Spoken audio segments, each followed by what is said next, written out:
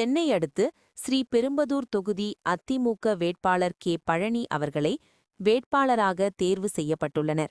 அவர் தங்களது தொகுதியின் கட்சி நிர்வாகிகளை சந்தித்து ஆலோசனை மேற்கொண்டனர்.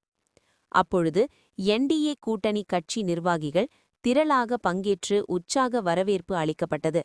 குறிப்பாக குன்றத்தூர் ஒன்றியத்திற்கு உட்பட்ட பகுதிகளுக்கு சென்று அவர் மக்களையும் சந்தித்து தங்களுக்கு வாக்களிக்கும்படி கேட்டுக்கொண்டார்.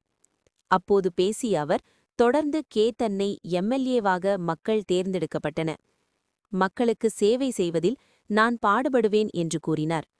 எடப்பாடி பழனிசாமி ஆணைக்கிடங்க அவர் அறிவித்த ஒவ்வொரு திட்டங்களையும் மக்களுக்கு கொண்டு சென்று சேர்ப்பேன் என்றும், தொகுதியில் அடிப்படை வசதிகளை பூர்த்தி செய்வேன் என்று உறுதியளித்தார்.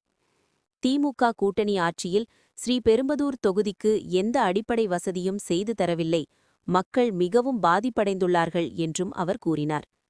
இந்த முறை நான் வெற்றி பெற்றால் மக்களுக்கு அடிப்படை வசதிகளை செய்வதற்கு பாடுபடுவேன் என்று கூறினார். மேலும் ஸ்ரீபெரும்பதூர் தொகுதியில் எம்எல்ஏவாக இருந்த செல்வ பெருந்தகை மக்களை ஏமாற்றிவிட்டார், தொகுதி பக்கமே வரவில்லை என்று அவர் கூறினார்.